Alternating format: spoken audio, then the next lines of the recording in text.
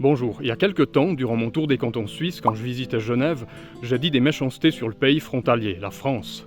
J'ai dit que les trains fonctionnaient pas, qu'il y avait de l'insécurité partout, des attaques au couteau, que j'irais jamais là-bas. On me l'a reproché, et ben mea culpa, je m'excuse, je suis venu en frontalerie, j'ai pris le bus pour la première ville après Genève, et on va aller la visiter, elle se trouve en bas de ces collines, et cette ville s'appelle Bellegarde. C'est parti. Oups, je crois bien que j'ai interverti 2 lettres. Bon bah du coup ça sera Belgrade, hein. Bienvenue à Belgrade. Ça doit faire 2 semaines qu'il fait entre 35 et 40 degrés ici.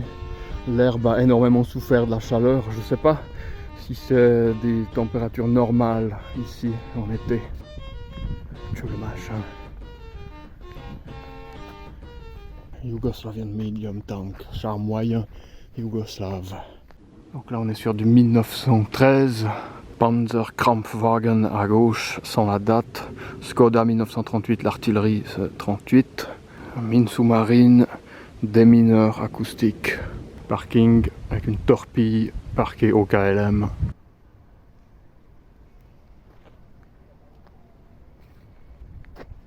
Char moyen soviète. Il y a toutes les époques, hein, première, deuxième guerre, guerre froide, les canons, puis bien évidemment les canettes. Il y a plus de canettes que de canons ici. Le challenge du jour, c'est d'aller au musée de la Yougoslavie. 2 km, 40 minutes de marche ou 40 minutes de bus. Je vais à pied, bordel, je vais pas payer pour ce bus. Et il fait 40 degrés sur ce pont et c'est intenable. Hop, par tous les dieux, on est arrivé, le Museum Jugoslavia. Et derrière moi, l'amphithéâtre de Belgrade.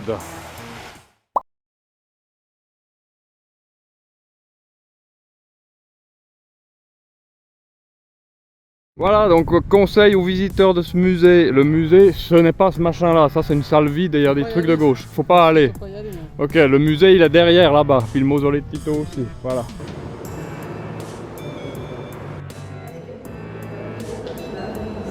Prolétaires, c'était des ninjas, quoi.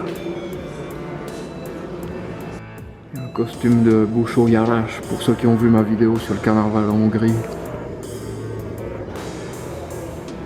Il y a quelqu'un qui me regarde qui aime la broderie là. Alors, une magnifique broderie yougoslave. Ouais. À droite il y a Tito Hulk et à gauche il y a Tito Netflix adaptation. Ouais. C'est Tito Tintin. Il y a un côté Syldavi, Bordurie, RG. Là, les cartes avec les costumes et les styles architecturaux. Et puis le nord de la Serbie avec tous les trucs qui poussent dans la plaine parce que c'est à côté de la Hongrie, pays de calories.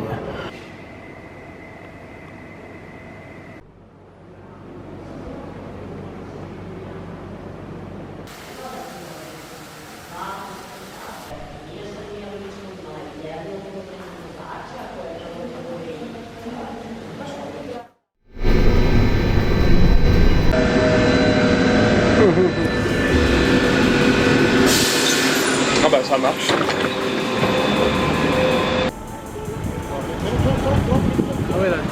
Ah là c'est la Serbie profonde ce quartier.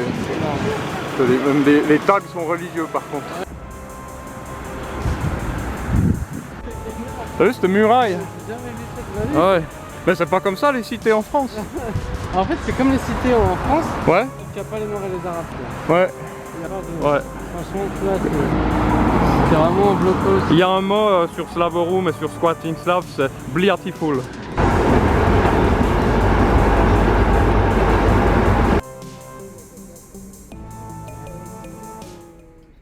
Donc là on est sur un ordi, donc là vous avez les barrettes de RAM, puis là le microprocesseur.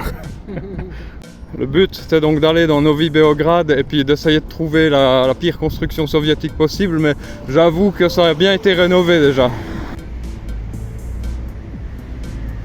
Donc on a demandé à ChatGPT de nous amener dans le meilleur de la slavitude.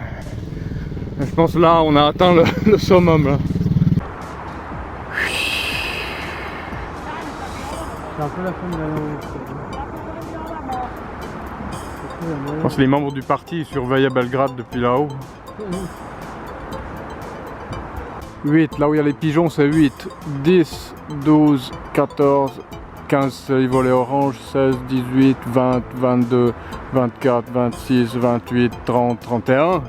Donc là je vais pas vous montrer mais donc à peu près exactement ici il y a un pigeon mort et il y a des mouches qui lui bouffaient l'os de la colonne vertébrale. Croyez-moi sur parole, je vais pas montrer ça.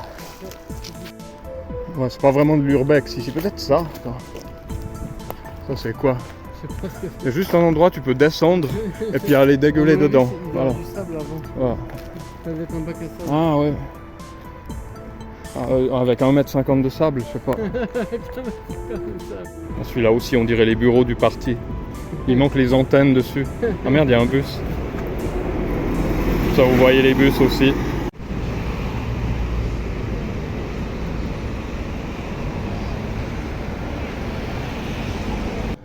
Le centre, bah, c'est quelques rues piétonnes comme ça, vu depuis l'autre côté. Mais en gros, c'est une capitale, quoi, hein, avec les mêmes grandes marques et puis les mêmes mecs bourrés derrière moi. C'est pas très différent d'une autre capitale européenne, quoi. Bon, il y a juste les drapeaux là. Ça doit pas être très populaire dans le reste de l'Europe.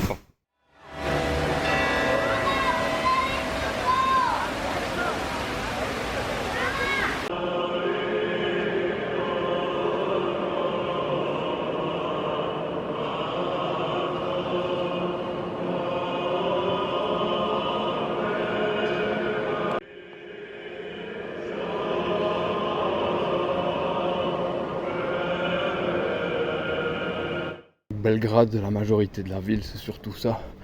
Des quartiers avec un peu des maisons, un peu des immeubles, beaucoup de chats.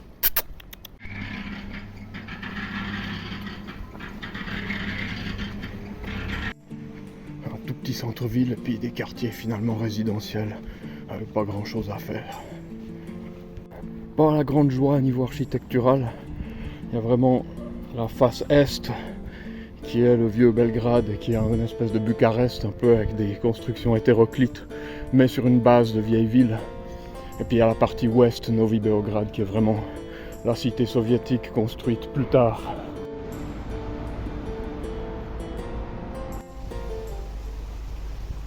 Et le clou du spectacle, le jardin japonais, Japanski Vrt. Je sais pas comment on dit.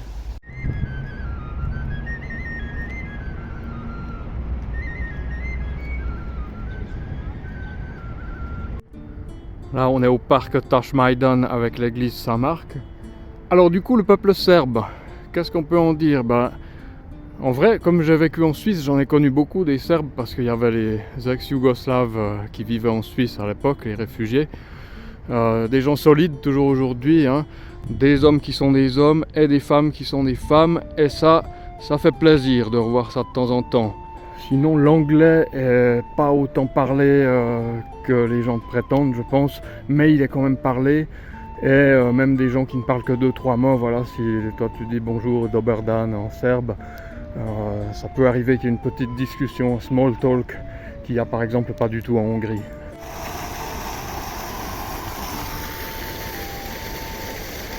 Par contre, pourquoi y a-t-il une statue d'un leader de l'Azerbaïdjan ici, Haïdar Aliyev? Je ne sais pas, c'est un mystère. Alors voilà le lac Léman serbe, donc pour les Hongrois, le Balaton serbe, c'est le Ada Ciganlia. C'est un ancien bras de la rivière Sava. Alors quand on n'a rien d'autre, bah ça va.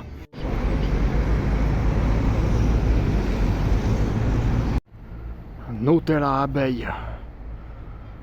Là, t'as des lits king size et queen size, ben pour la reine bien sûr. Il n'y a jamais de roi chez ces bêtes. Il y a toujours une reine, mais c'est qui le roi? C'est un prince consort ou bien c'est juste un random ouvrier qui... Comment ça marche? Voilà donc ce que vous pouvez avoir à Belgrade pour environ 19 € la nuit. Je crois que j'ai loué les 2 lits sans faire exprès. J'ai toute la chambre là. Avec donc chambre privatisée avec vue sur la cour intérieure, ouais bon c'est les balcons quoi, et avec une cuisine, je peux faire ma cuisine moi-même. Je vais pas filmer parce qu'il y a des petites Ukrainiennes là qui sont en train de cuisiner, Mais donc pour le prix du repas du soir en auberge de jeunesse suisse, là en Serbie, j'ai la chambre complète avec la cuisine où je peux cuisiner moi-même.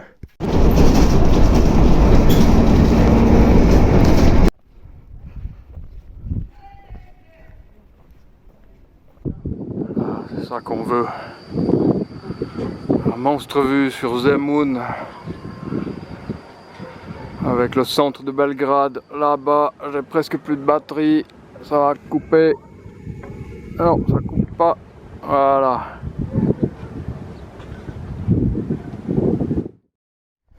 Quand j'étais à Zemun, j'ai vu dans la distance 3 tours soviétiques absolument magistrales. Et c'est ça, là en face de nous, qu'on va aller voir aujourd'hui. La définition du mot trottoir en Serbie, trottoir 2 points, place de parc pour les voitures.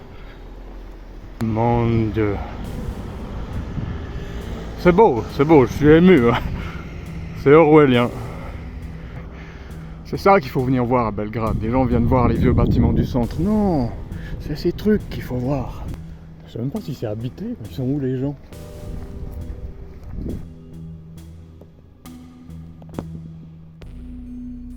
Ça va prendre un moment pour qu'il arrive, je pense.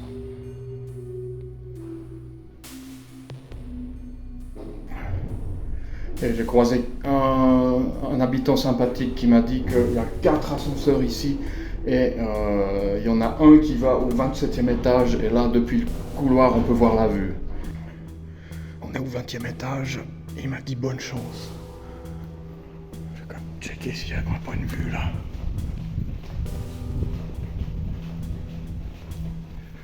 Yes.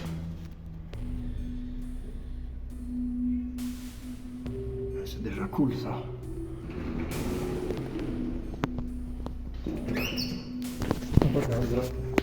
Ok, il y avait quelqu'un au 20e étage qui allait jusqu'au rez-de-chaussée, alors on est descendu au 0, et là c'est reparti, on remonte, et on est dans le bon, on va au 27e étage.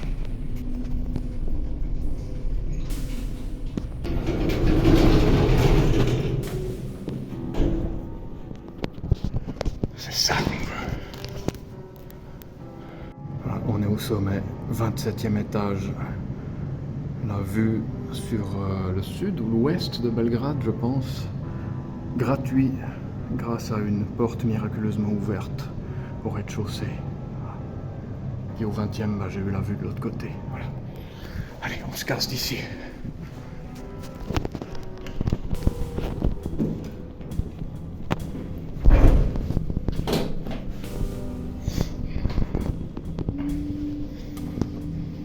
En fait, c'est un ascenseur express, il n'y a pas... Il y a de manière random le 6, le 11, et pour les autres, il faut prendre l'omnibus. Il y a des ascenseurs omnibus qui s'arrêtent dans les étages intermédiaires. Ça, c'est le truc que j'ai vu sur Street View et que je cherchais. L'astronaute qui est arrivé sur la Lune au KLM et qui pose de l'autre côté. Pose le drapeau serbe sur la Lune. Alors, le modèle exact. Zastava Scala 55. Ça c'est yougoslave ou bien c'est ancien, c'est une voiture locale. Il y a un truc que j'ai pas vu dans ces tours, enfin en bas de ces tours. Où sont les dealers en fait? Où sont les mecs en trottinette qui te jettent des trucs parce que t'es pas du quartier? Regarde, là c'est le coupe-gorge normalement. Il devrait y avoir des mecs qui me voient filmer de loin et qui devraient attendre là et me jeter des trucs ou me dire non, il n'y a pas filmé ici, interdit ici, machin. Non, écoute. J'ai vu un tag qui disait SMRT et puis Tiga quelque chose. Je crois que je sais ce que ça veut dire, mais je ne veux pas le dire tout haut. Voilà. La cuisine de l'hostel est libre, donc je vous la montre. Voilà, c'est petit, mais c'est fonctionnel. Là, on a du Nescafé, date limite 2015.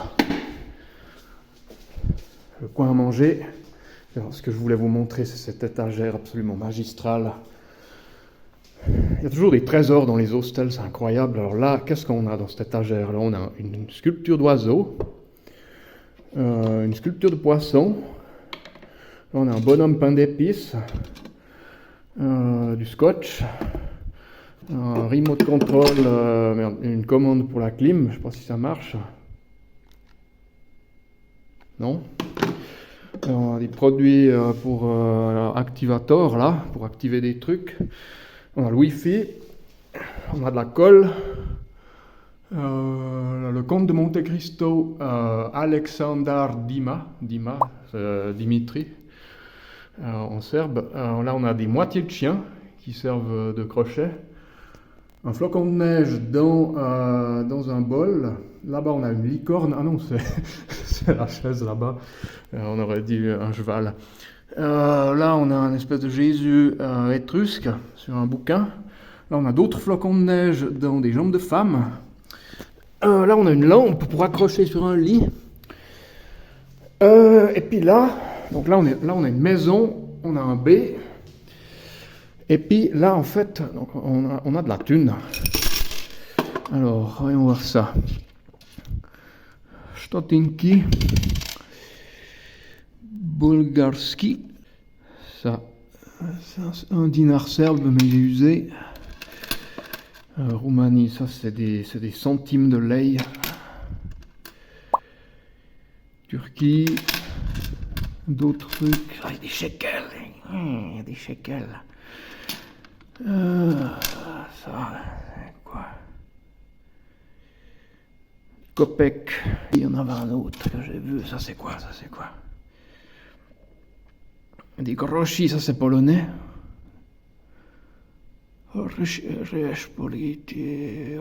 Republika Polska.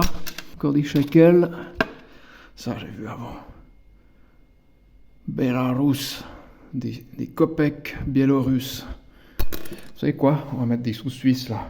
Regardez, j'ai sorti là 10 centimes suisses. Les vieux en plus. 1959. Si un collectionneur, prenez-le. Je chope un truc à double là. Je chope... Allez, je chope un shekel parce qu'il y en a un double. Et puis je donne un franc suisse à la place. Voilà. Là c'est la salle de bain. Puis là aussi il y a des trésors là. Et, oil repair intensive. C'est de l'huile pour réparer des trucs intensément. Là on a un truc en cyrillique qui colle aux mains. Bordel. Dentifrice, date limite. Je sais pas s'il y a des dates limites. On a des quick-tips là qui traînent. Usagés. Et puis là, on a des trucs qui se sont incrustés aussi. De diluer roulouis éthanol, c'est de l'alcool pour diluer. Par exemple, quand t'as trop d'eau dans un jus de fruits, tu mets ça et puis ça fait de la rakia. Et puis ça, c'est du déodorant vegan. Voilà. Il y a plein de... Comme on dit en Suisse, il y a toujours du chenille dans les auberges de jeunesse. Il y a plein de trésors. Il y a des coucougnous, quoi. Il y a des restes de fond de poche de 36 touristes en arrière. Voilà, on l'a vu.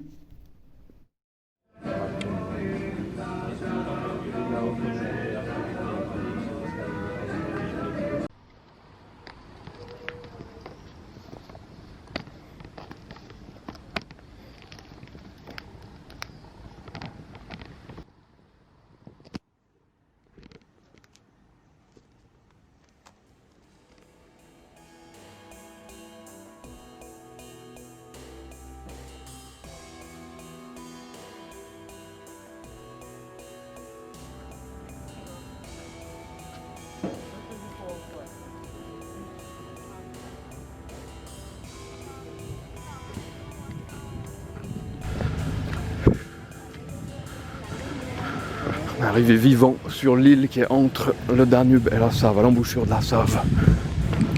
Il y a les Niaralo serbes sur l'île au milieu de la confluence. C'est un bateau. Au milieu de Belgrade. Ouais. Ce qui est fou, c'est qu'il n'y a pas une de ces baraques, regarde celle-là. Il n'y a pas une de ces baraques qui est... Il n'y en a pas une qui est transformée en villa luxe. Il y en a aucune qui est de luxe. Ah si, il y en a quand même une.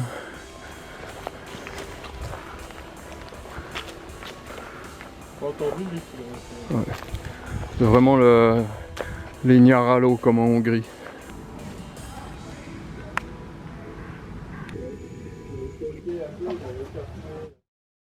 Je me trouve à l'ancienne gare de Belgrade.